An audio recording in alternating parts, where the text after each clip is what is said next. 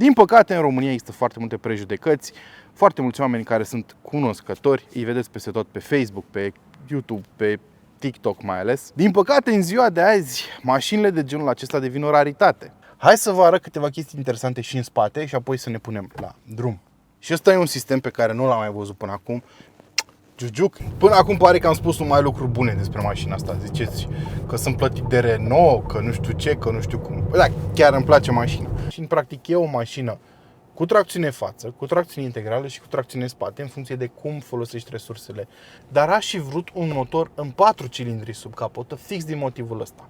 Are același diametru de bracaj cât un Renault Clio, deși vorbim de o mașină din segmentul D. Din punctul meu de vedere, dacă aș avea 50.000 de euro, cred că mi-aș lua mașina asta. Și nu sunt fan SUV-uri și te face să te întrebi dacă nu cumva cu mașina asta Renault devine premium. A trecut mult prea mult timp de când am fost ultima oară atât de entuziasmat cum s-a întâmplat să fiu weekendul acesta. Pentru că weekendul acesta am avut contact cu o mașină care mi-a plăcut din momentul zero. Adică prima oară când am văzut prima poză cu ea. Și știu că de foarte multe ori spun aici pe canal că designul nu este totul și probabil ați auzit de proverbul ăla vechi care spune să faci ce zice popa, nu ce face popa. Nu mă refer la Luci Popa. Dar trebuie să mă declar vinovat de faptul că de foarte multe ori las partea emoțională a mea să preia controlul. Așa s-a întâmplat și când mi-am cumpărat actuala mașină. V-am povestit de foarte multe ori în clipul cu mașina mea și când am cumpărat-o că am văzut-o într-un soare foarte călduț, culoarea aia, formele alea și am zis gata, o cumpăr. Și trebuie să recunosc de foarte multe ori iau decizii bazate pe acest impuls emoțional. Și mașina de lângă mine, noul Renault Rafale, cu siguranță a apelat la latura mea emoțională.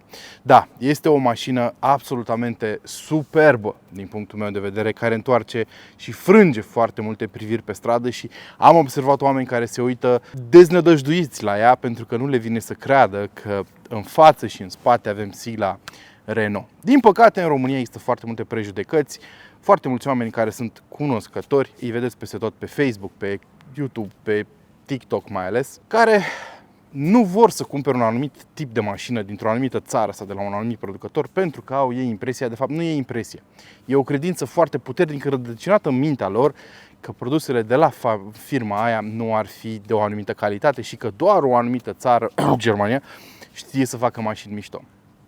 Complet greșit.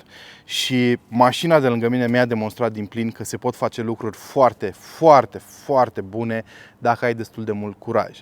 Din păcate, în ziua de azi, mașinile de genul acesta devin o raritate. Pentru că multor producători le lipsește curajul, multor producători le lipsește imaginația, dar și din cauza că companiile acestea au devenit atât de mari încât trebuie să dea socoteală investitorilor, trebuie întotdeauna să fie cu un ochi pe profit și cu un ochi pe produsul finit și întotdeauna trebuie să respecte legile și cerințele legale din ce în ce mai stricte, cel puțin aici în Uniunea Europeană. Și o să vedeți că unele dintre aceste lucruri se reflectă și peste Rafale, dar per total, vă spun de la început, mașina asta mi-a plăcut și îmi place la nebunie și de foarte puține ori în ultimii ani am putut să spun asta despre o mașină nouă. Așadar, rămâneți lângă mine pentru că vreau să vă povestesc tot ce am învățat eu despre mașina asta în cele 3 zile cât am avut-o la dispoziție.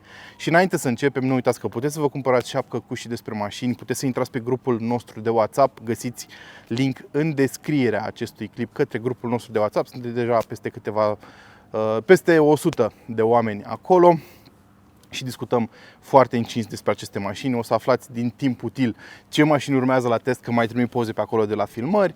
Discutăm despre tot fenomenul ăsta auto. Mai mult decât atât, tot în descriere o să găsiți reduceri către Carly și către Temu dacă vreți să vă achiziționați ceva și așa mai departe. Deci merită să verificați acea zonă și nu uitați, dați subscribe, peste 70% dintre voi nu sunteți abonați ai canalului și e păcat, mai ales din moment ce pot să vă aduc mașini de genul acesta foarte repede. Mașina asta abia a intrat în România și deja am primit-o la test. Cu ocazia asta îi mulțumesc lui Florin, știe el cine e, că mi-a luat-o atât de repede. Haideți să începem filmarea!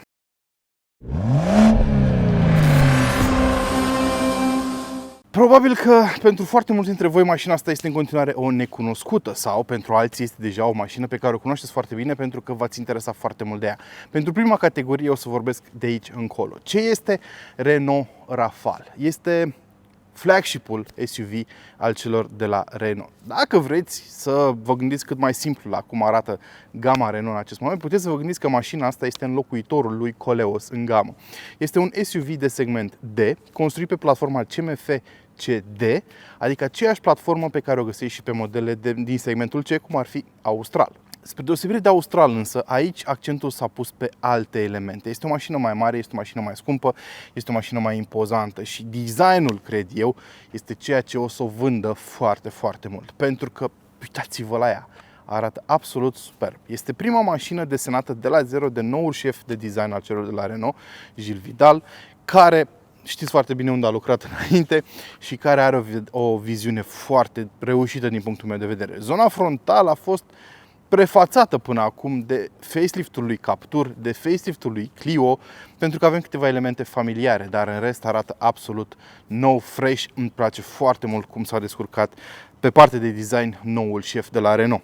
Avem aici semnătura luminoasă, care este practic sigla Renault tăiată în jumătate și pusă pe colțuri opuse pe bara față. Avem o grilă extrem de interesantă aici, care e compusă din foarte multe romburi, da? Sigla Renault, și care are un efect așa tridimensional. Când te uiți la ea, în funcție de unghiul din care privești, o să vezi mai mult negru sau mai mult albastru, mai mult background sau mai mult siglele Renault. Important de menționat este că toată această zonă este obturată, inclusiv sigla uriașă Renault din partea din față, care nu mai are crom, este designul nou, și care în spatele ei ascunde toată electronica necesară pentru sistemele de asistență la rulare, cum ar fi laser, radar și așa mai departe, tot felul de senzori. Dar pentru că Rafale nu este un model pur electric, avem în partea de jos o grilă deschisă și o bară cu elemente negre lucioase. Acea zonă deschisă din grilă este pentru a acomoda nevoile de oxigen ale motorului termic de sub capot. O să vorbim și de motorul termic de sub capotă mai târziu. Aici veți vedea în premieră noua nuanță Alpine Blue, care își face debutul pe această mașină. Seamănă foarte mult cu ce am văzut pe Clio, pe Captur, cu Iron Blue. Pe acele mașini se numește Iron Blue, numai că aceasta este o nuanță cu un pic mai deschisă și arată absolut superb din punctul meu de vedere. La fel arată și farurile cu semnătura luminoasă nouă, arată absolut superb. Aici avem farurile LED Matrix Vision, adică cele cu funcție Matrix, care creează un con de umbră în jurul mașinilor din fața ta și îmi place că aici la baza farului avem sigle Renault foarte micuțe, un pattern foarte drăguț. Aceasta este o opțiune de 1500 de euro, dacă mi-aduc eu bine aminte, posibil să greșesc, s-ar putea să scriu aici, ori 900 ori 1500, farurile acestea nu vin în standard nici măcar pe nivelul acesta de echipare Esprit Alpine. Apropo de chestia asta, Rafale poate fi cumpărat în două versiuni, Esprit Alpine pe care îl vedem aici, care este versiunea de top, și Techno. Și o să vă descriu pe parcursul acestui clip care sunt diferențele. De exemplu, pe Techno primești faruri LED și pe această mașină primești faruri LED. Pe Techno primești tot jante de 20, dar cu alt design, pentru că, iarăși, o mutare foarte interesantă din partea Renault. Rafale deocamdată poate fi achiziționat doar cu jante de 20, nu mai mici, nu mai mari, indiferent de nivelul de echipare. Singura diferență este forma lor, designul per total. Da, vă spuneam de culoare, vă spuneam că aici avem nivel de echipare spre Alpin și avem această combinație cu albastru și negru lucios care se vede și pe oglinzi. În ceea ce privește dimensiunile mașinii, avem 4,71 m. Deci, o intrare în segmentul D pentru cei de la Renault cu acest Rafale, o mașină mai mare cu aproape 20 cm comparativ cu Australul și se cunoaște chestia asta, dar mai important este că mașina este și mai lată decât Australul, are 1,86 lățime, dacă mi-aduc eu bine aminte, și 1,66 înălțime, deci e o mașină măricică. Avem ecartament mai lat cu 2 cm pe mașina asta comparativ cu Australia și pentru a face mai sportivă, și avem și un ampatament un pic mai lung. Aici avem 2,74 m ampatament ca să ai loc în interior și o să vedeți când ne urcăm o mașină că este o cantitate surprinzător de mare de spațiu. Garda la sol, pentru că știu că unii veți fi curioși de chestia asta, este de 18 cm. Și ajungem și în zona din spate, unde iarăși avem un design care mie unul îmi place extrem de mult. Stopurile sunt încastrate foarte aproape de muchile mașinii și ai impresia că sunt parte din mașină, sunt foarte subțiri, au o animație drăguță când te apropii de mașină și când te îndepărtezi de ea. arată absolut superb. Avem semnalizări dinamice, foarte mult negru lucios în partea de jos și niciun fel de element care să-ți aducă aminte de faptul că ai un motor termic sub capotă. Adică nu avem țevi de evacuare. Da? Avem aici niște cat ears, cum am văzut pe 408, oare de unde a venit ideea designerului, și îmi place foarte mult cum pe haion avem inscripția Rafale. Îmi place acest font care, bineînțeles, ne aduce aminte de sursa numelui acestui model, care este un avion de luptă francez, fix așa se numea, de prin anii 30, care a stabilit un record de viteză de 277 de mile pe oră, dacă mi-aduc eu bine aminte. Irelevant oricum, ideea este că de acolo îi provine numele. Haionul e acționat electric pe această versiune Esprit Alpine și în portbagaj avem 630 de litri de spațiu, în ciuda formei de cupe, pentru că acesta este un SUV cupe. Avem 630 de litri de spațiu și sub podeaua portbagajului avem și o roată de rezervă slim, care este opțiune, da, și ceva spațiu de depozitare. Avem ancore aici în portbagaj, e un portbagaj destul de încăpător. Singura problemă pe care probabil că o vei descoperi dacă e să-ți cumperi mașina asta va fi faptul că ai o buză de încărcare destul de înaltă, dar per total absolut superbă mașina asta. Hai să mergem să vedem ce ne rezervă și interiorul. Iată, ne ajungi și în interiorul noului model Renault Rafale. Un interior care are câteva elemente similare cu ce am văzut pe alte mașini Renault în acest moment, dar și câteva diferite. Să începem cu asemănările. Păi am văzut acest instrumentar de bord, de exemplu, pe noul Scenic, pe care l-am testat la Best Electric Car. Un instrumentar de bord de 12,3 inch care arată impecabil. Arată de parcă e venit de pe un concept car. Are 3 moduri de afișare a informației, animațiile sunt foarte fluide, grafica e foarte drăguță, arată perfect. Și îmi place faptul că atunci când treci prin diferite moduri de condus, folosind butonul de aici, Multisense, se schimbă paleta de culori automat. De exemplu, dacă treci în modul Sport, totul devine roșu la interior, dacă treci în modul Eco, totul devine verde la interior și în modul Confort ai albastru. Apoi avem acest ecran aici, la fel, cu Google Automotive, pe care l-am mai văzut și pe alte modele până acum la cei de la Renault și care funcționează impecabil. Avem Google Maps integrat și se mișcă, nu că bine, se mișcă foarte bine, super fluid la fel. Are hardware de care are nevoie pentru a se mișca impecabil. Te conectezi cu contul tău Google aici și ai automat în Google Maps când te urci în mașină, fără să-ți mai conectezi telefonul la mașină, adresa de acasă, adresa de la birou, de la restaurantele tale preferate și, bineînțeles, cele mai precise predicții de trafic comparativ cu un sistem nativ al unei mașini. Deci totul arată foarte bine, ai aplicații pe care le poți instala din magazinul Play.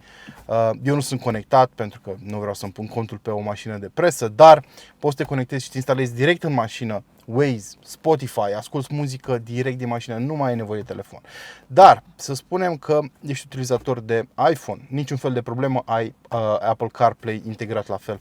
Aici la fel și dacă vrei să folosești neapărat telefonul, ai Android Auto Wireless fără niciun fel de problemă și îl poți folosi, ceea ce am folosit și eu. În partea de jos a ecranului avem zona de climatizare, de unde poți porni încălzirea în volan dacă mașina ta are, scaunele încălzite și degivrarea electrică a parbrizului, toate la o atingere pur și simplu.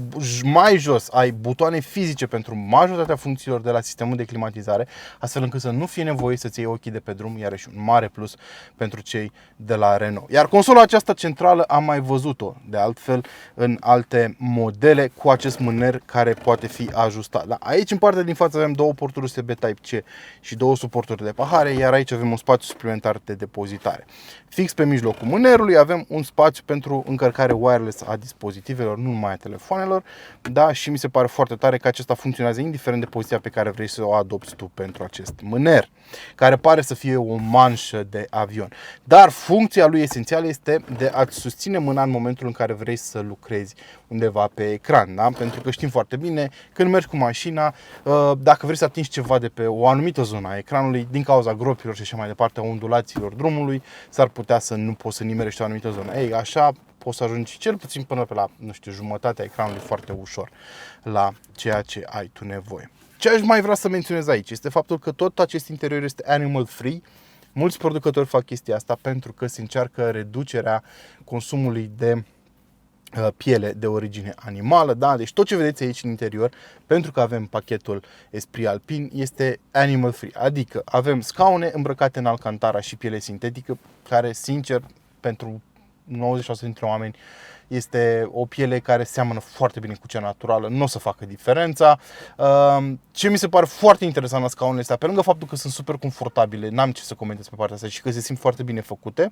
Pe modelul de față avem scaune reglabile electric și cu funcție de masaj, care este o opțiune chiar și pe nivelul de echipare Esprit Alpin, adică e vreo 800 de euro, dar avem și masaj, cum spuneam. Îmi place faptul că siglele astea Alpin de pe scaune sunt iluminate pe timp de noapte și nu numai că sunt iluminate pe timp de noapte, cum am văzut de exemplu la modelele BMW M, dar sunt iluminate în paleta de culori pe care o alegi tu pentru interior, că poți să alegi dintr-o varietate de 48 sau 64 de culori, nu mai știu exact, și se asortează cu restul interiorului, ceea ce mi se pare absolut genial. Tot genial mi se pare faptul că avem preșuri albastre, deși mocheta de dedesubt e neagră și aduc o pată de culoare într-un interior de altfel destul de anost de negru și cu nuanțe de gri pe plafon. Îmi place că buzunarele ușoriare sunt făcute în albastru, cât de tare e chestia asta, și îmi place faptul că pe uși avem niște trimuri foarte speciale pentru sistemul audio Harman Kardon, care și el e opțiune vreo 900 de euro, dar merită toți banii pentru că se aude, nu că bine, foarte bine. Cu toate că mi se pare că pe capturi se auzea un pic mai bine, dacă vă vine să credeți. V-am spus în review-ul ăla, nu știu dacă l-am publicat încă la momentul în care intră clipul ăsta, dar o să vedeți în review-ul cu capturi faptul că am lăudat foarte mult acest sistem pentru că îmi place foarte tare. Încă o premieră pentru Rafale în acest moment este faptul că are head-up display, iarăși opțiune, vreo 800 de euro, arată foarte bine, se vede foarte bine chiar și în lumină puternică și poți să vezi în el augmented reality, adică în momentul în care ai activat asistenții de rulare pe drum, ei sunt afișați și pe head-up display.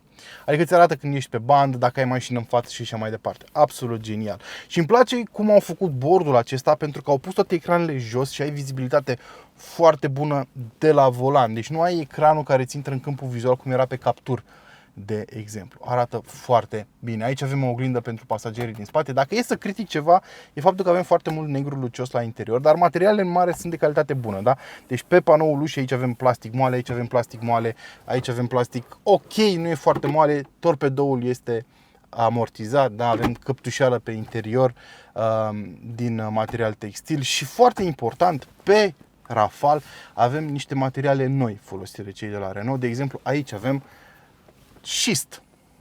Da, este o formă de rocă pe care o ai aici pe bord. Doamne ajută să porți cintura în caz de accident, să nu dai capul de rocă. Asta vine pe Esprit Alpin. Pe modelul Techno primești plută, pentru că se încearcă să se găsească tot felul de materiale cât de cât eco-friendly, fără impact foarte mare asupra mediului, dar și care să se simtă foarte bine și chiar se simte impresionant acest material. N-am mai văzut până acum schist în interiorul vreunei mașini. Volanul este rectangular sus-jos. Pentru foarte mulți oameni asta va fi o problemă, nu și pentru mine. Îmi place cusătura contrastantă în culorile tricolorului Franței, pe care o vom găsi și pe panourile ușilor și pe scaune. Arată foarte bine. Sigla este diferită față de alte modele Renault. Este integrată complet în butucul volanului. Nu este o chestie de sine stătătoare. Foarte mișto. Îmi plac butoanele de pe spițe. Se pot folosi foarte simplu, nu nicio nebunie cu butoane sensibile la atingere, nimic, funcționează perfect. Și dacă ar fi să mai vorbim de ceva, îmi place că avem acest meniu aici și poți să faci foarte multe chestii pe mașina asta. De exemplu, poți să reglezi meniul electric. Aici îți alegi dacă vrei să-ți arate sursele de energie când te deplasezi cu mașina, sau poți să activezi modul hibrid predictiv, care favorizează folosirea de energie electrică prin oraș. Eu l-am folosit de câteva ori, dar mi s-a părut interesant faptul că se dezactivează de unul singur după ceva timp. Apoi avem un meniu pentru calitatea aerului și un purificator de aer. Practic poți să închizi mașina, pornești aerul condiționat, apeși pe acest buton și îți curăți aerul din interior, ceea ce în București este cu adevărat necesar. Poți să reglezi șasiul dinamic, poți să vezi setările lui, să activezi downhill control și poți să reglezi și cât de mult virează roțile spate. O să vorbim despre asta imediat, pentru că nu știu dacă ați observat, dar pe stâlpii mașinii avem sigla For Control, pe care n-am mai văzut-o de mult pe o mașină. Dacă intri în setări, ai un meniu exact la fel ca pe o tabletă Android și poți să reglezi foarte multe detalii de aici, inclusiv o chestie foarte interesantă, pentru că vorbim despre un model electric. mașina poate să, are, atunci când merge electric la o viteză mică, are un sunet de fundal pe care îl face pentru a avertiza pietonii din jurul tău că te apropii și acest sunet poate fi ales dintr-o suită, nu găsesc acum exact unde era, poate fi ales dintr-o suită de sunete, chiar și pentru cei din afară, da? Deci este un sunet pe care îl emite mașina când merge către exterior și unul dintre ele este făcut de Jean-Michel Jarre. Jean-Michel Jarre care a făcut și setările pentru sistemul audio, poți să înțelegi câteva ambianțe de aici făcute chiar de el. Deci, per total super ok și mai avem de vorbit de un singur lucru, despre acest acoperiș panoramic, da? Solar Bay, pe care l-am văzut și pe alte mașini până acum. Practic ai un acoperiș dintr-o sticlă electrocromatică care se poate deschide. Ce nu știam eu până acum despre Solar Bay este faptul că poți să deschizi doar zona din spate dacă cei din spate vor ceva lumină naturală. Asta mi se pare absolut genial. E chiar ca și cum ai avea două trape în mașină, da? Și vrei să deschizi doar pe cea din spate. Mi se pare excelent faptul că poți să o faci. Genial. Și cel mai important lucru este faptul că chiar așteptam să testez chestia asta pe o căldură puternică, cum e zilele astea în București și ce să vezi, a rezistat cu brio testului meu, pentru că dacă îl închizi complet, acest acoperiș chiar te protejează de căldură, deși este din sticlă. Deci chiar funcționează toate tratamentele pe care le-au aplicat cei de la Renault pentru el. Pentru asta, bravo! Hai să vă arăt câteva chestii interesante și în spate și apoi să ne punem la drum. Observați cât de ușor m-am urcat în mașina asta, da? Și nu sunt o persoană chiar mică, 1,84 și vreo 120 de kg, dar m-am urcat foarte ușor în mașină. Da, este spațiu destul aici pentru toată lumea. Cred că 4 adulți de dimensiunea mea vor putea să stea foarte ușor aici în spate. Materialele din spate nu sunt de aceeași calitate ca în față, deci panoul de aici are un plastic mai dur decât în față. Nu e neapărat cea mai mare problemă, îmi place faptul că avem plase transparente aici pe spătarul scaunelor din față, două prize de încărcare USB Type-C, aer pentru oamenii de pe locurile din spate, dar nu o zonă controlabilă separat pentru aceștia. Două prinderi ISOFIX aici pe scaunele din spate, materiale de calitate foarte bună pe scaune, dar important este că am loc, în ciuda faptului că aici vorbim de un SUV coupe. Acest plafon, din câte am înțeles, care este opțiune, e 1500 de euro, inclusiv pe Esprit Alpine, poți să-l pui și pe Techno dacă vrei. Aduce încă 3 cm de spațiu la cap, conform celor de la Renault. Și îmi place foarte mult detaliul acesta de aici. Avem o siluetă de avion Rafale aici, foarte, foarte tare.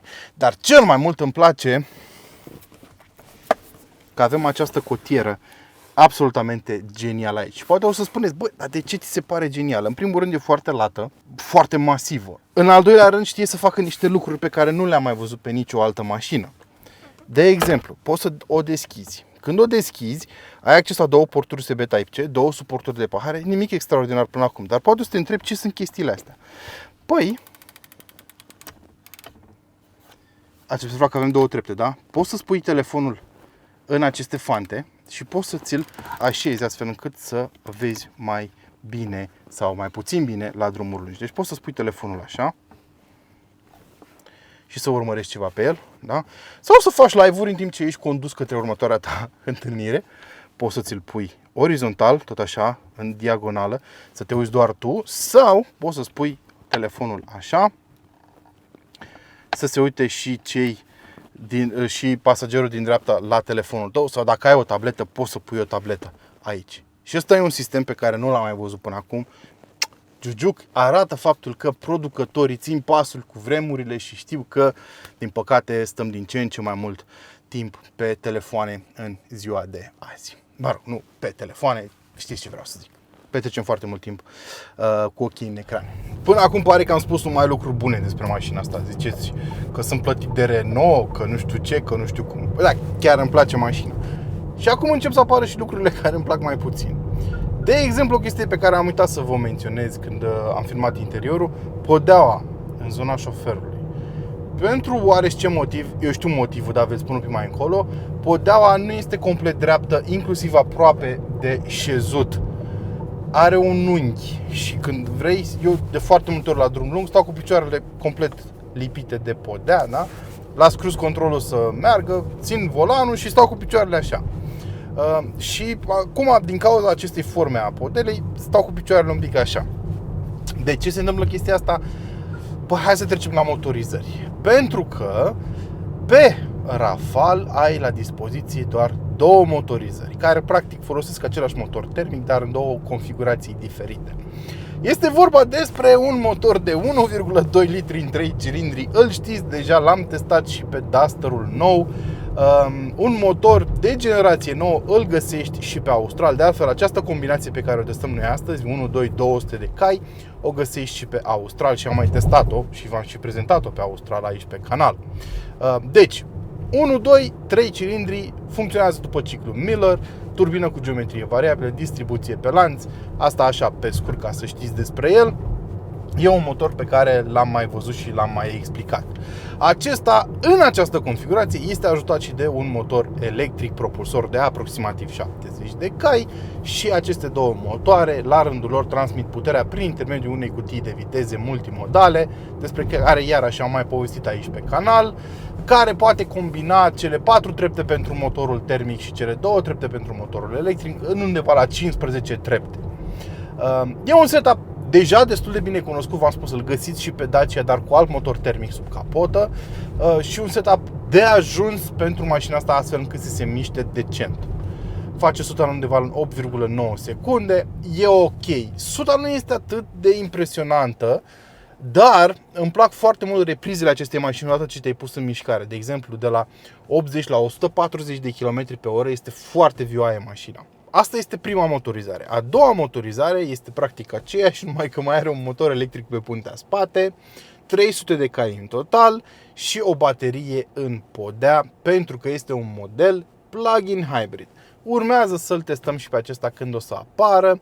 Sunt foarte curios de el. 300 de cai pe mașina asta e ceva, dar deocamdată trebuie să mai așteptăm. Acum aici avem versiunea de 200 de cai.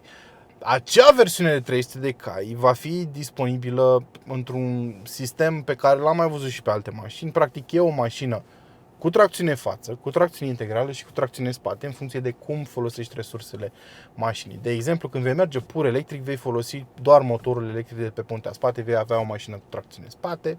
Când merg ambele surse, atunci vei avea o mașină cu tracțiune integrală. Când mașina merge doar cu motorul termic, va avea doar tracțiune față. Și o să fie un model foarte interesant.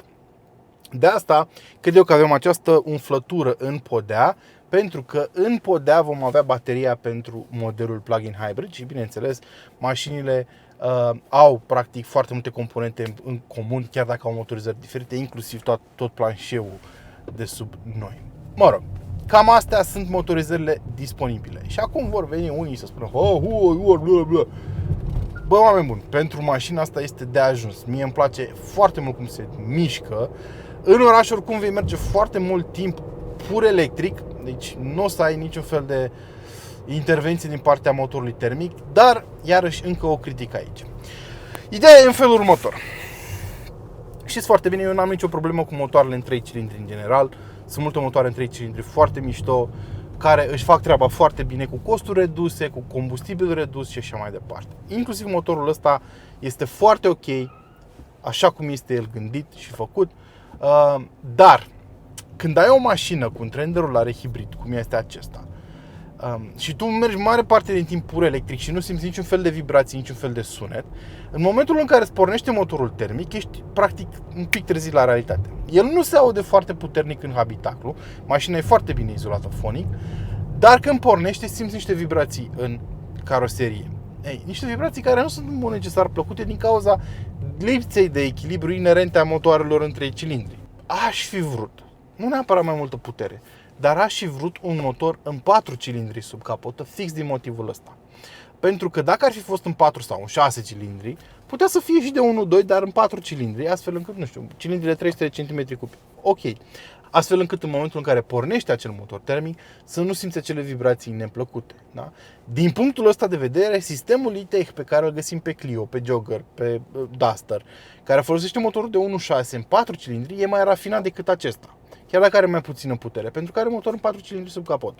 Dacă ar fi pus acel 1.6 cu ceva mai multă putere, știu că ar fi fost complicat, dar spun așa, mă gândesc, ar fi fost o mașină mai rafinată. Repet, nu e o mașină lipsită de rafinament, nu mă înțelegeți greșit, dar ar fi fost și mai bine dacă am fi avut 4 cilindri. De asta este atât de apreciat, de exemplu, setup-ul hibrid a celor de la BMW, de pe 4.5e și acum 5.10e, pentru că are un 6 cilindri sub capotă.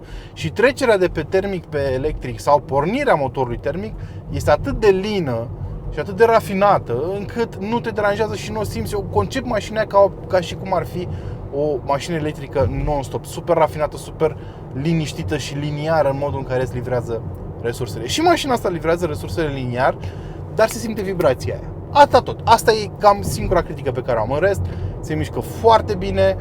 Motorul îl vei auzi doar când abuzezi de accelerație și cam atât, dar destul de rar o să faci asta pentru că ai cuplu foarte mult electric. Acum, dacă e să vorbim de cuplu, v-am spus, motorul termic are 205 Nm în cartea tehnică, motorul electric tot 205 Nm. Per total ni se dă cifra de 205 Nm cuplu pentru mașina asta, dar ea are mai mult. Numai că așa se face raportarea în România din cauza legislației. Se simte super vioaie de pe loc, se simte super vioaie când vrei să faci depășiri și este foarte, foarte distractiv de condus, chiar dacă nu atingi viteze foarte mari. V-am spus, și pe autostradă poți să faci depășiri foarte ușor până la 140-150, mașina trage foarte bine. Deci, din punctul meu de vedere, are tot ce trebuie să se miște destul de decent. Nu o să fie foarte rapidă, dar se mișcă decent din punctul ăsta de vedere. Și aș fi vrut ceva mai mult zvâc de sub capot, având în vedere cum arată mașina asta. De-aia sunt curios să conduc pe cea de 300 de cai, care chiar cred că va fi destul de impresionantă. Face 100 undeva la 6 secunde, va fi super ok și sunt sigur că va consuma și foarte puțin. Hai să vorbim de consum. În oraș am fost surprins să văd un consum de aproximativ 6 litri la 100 de km, ceea ce mi se pare excelent pentru o mașină cu 200 de cai și cu astfel de dimensiuni. În afara orașului PDN, undeva la 4,5 spre 5, super ok din punctul meu de vedere, iar pe autostradă 7. Deci 5, 6, 7, cam astea sunt consumurile pe mașina asta. Foarte impresionant este autonomia, deci până acum am făcut, de când am luat mașina, am făcut undeva la 250 de km și mai am 3 sferturi de rezervor. Abia am consumat un sfert de rezervor. Deci poți să faci 1000 de kilometri cu un plin, din punctul meu de vedere, dacă mergi mixt, foarte ușor. Foarte ușor. Dar mai sunt lucruri care îmi plac la mașina asta. De exemplu, faptul că avem platforma CMF-CD sub acest design foarte drăguț, adică pe puntea spate, în acest caz, avem suspensie independentă multilink și toată ei suspensia a fost modificată comparativ cu Australul și este super confortabilă și super rafinată din toate punctele de vedere, super silențioasă, confortabilă, absolut ok din punctul meu de vedere. Și asta se simte și când mergi ceva mai dinamic cu mașina, nu se înclină foarte mult. Atenție, versiunea de 300 de cai va primi și un nivel de echipare special, se numește Atelier Alpin, dar primește și suspensie adaptivă, pe care o să o poți cumpăra doar pe mașina aia, cel mai probabil din cauza greutății crescute.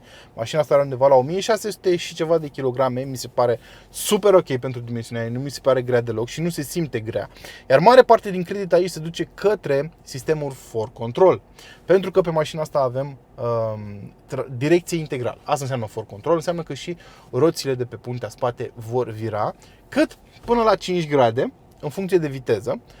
Ele vor vira ori în același sens cu roțile față, ori în sens opus. Până la 50 de km pe oră virează în sens opus, peste virează în aceeași direcție, iar asta te va ajuta foarte mult atunci când vei conduce mașina asta prin oraș.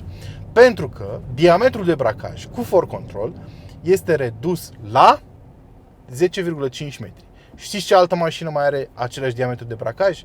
Renault Clio. Da, are același diametru de bracaj cât un Renault Clio, deși vorbim de o mașină din segmentul D. Absolut genial din punctul meu de vedere. Și asta se simte când conduci mașina peste tot, da? Vrei să faci un viraj din scurt, pac, imediat ai schimbat banda. Vrei să parchezi, imediat ai făcut-o. Este absolut genial. Și pe viraje face mașina să se simtă foarte agilă. O face să se simtă de parcă se învârte în jurul propriei axe, undeva de pe la mijloc. Deși este o mașină cu tracțiune față, n-am simțit sub virare, deci și-au făcut treaba foarte bine inginerii de la Renault. De altfel, For Control a fost întotdeauna apreciat pe mașinile Renault, încă de acum, nu știu, s-ar putea să fie aproape 20 de ani de când a apărut prima oară, nu mai știu exact.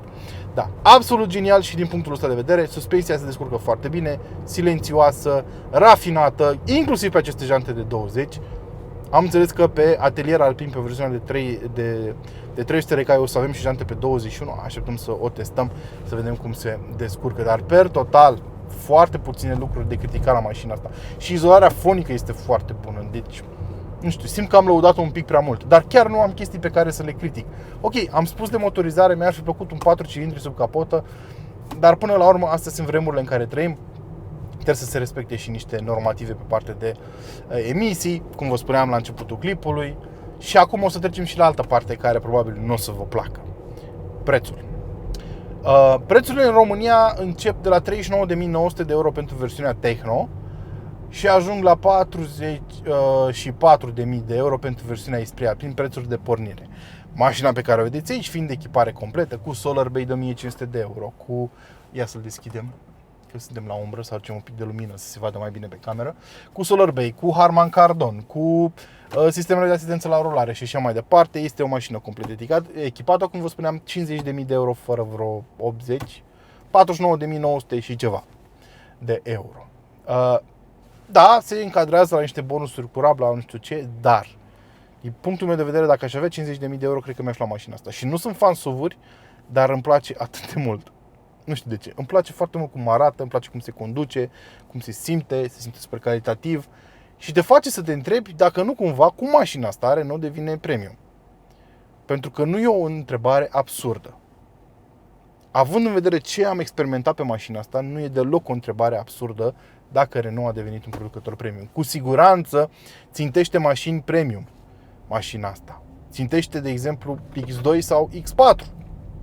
Vă spun, comparativ cu X2-ul, îmi place mai mult mașina asta. Și la prețuri nici nu se compară. Uitați-vă la clipul meu cu X2. Tot 3 cilindri sub capotă, apropo, fanii BMW, premium, germani. Tot 3 cilindri sub capotă. Bine, acolo ai și 4 cilindri, dar ca idee, și aia era aproape dublu ca preț. Da. Ajungi în postura în care oricum X2 e mai mic decât mașina asta. Evoluează în segmentul C, nu e în segmentul D. În segmentul D avem X4, care este dublu ca preț cu același, dacă vrei același nivel de tehnologie, ajunge dublu ca preț. Dacă vrei 200 de cai, pe acolo. Deci ajungi să te gândești, îți iei un X4 second sau un Rafale nou? Și pentru mine alegerea este evidentă. Îți iei un GLC Coupé second sau un Rafale nou? Iarăși, pentru mine alegerea este evidentă. Și nu vine să cred că spun asta, pe bune. Dar ce au făcut cei de la Renault aici este absolutamente excelent din punctul meu de vedere. Și dacă nu mă credeți, vă invit să mergeți să testați mașina pe pielea voastră, da? Și după aia să veniți și să-mi spuneți mie că nu vă place. Vă provoc să faceți chestia asta. Mie unul mi se pare că au făcut o treabă foarte bună. Nu mi se pare scumpă pentru ce oferă. Este scumpă pentru un Renault, sigur. Renault e cunoscut pentru faptul că oferă mașini destul de accesibile. Dar uite că lucrurile se schimbă. Și îmi place foarte mult ce se întâmplă la Renault, pentru că reușesc să livreze niște mașini cu performanțe impresionante, cu calitate impresionantă, cu absolut tot ce trebuie să ai o mașină după care întorci capul tot timpul. Știți vorba aia faimoasă, dacă nu întorci capul după mașină după ce ți-ai parcat-o, înseamnă că ți-ai luat mașina greșită. Eu mi-am întors capul de atâtea ori că acum mă cam doare ceafa. Acestea fiind spuse, vreau să-mi spuneți părerea voastră în comentarii. Cum vi se pare Rafale? V-ar interesa? Sunteți măcar curioși de ea?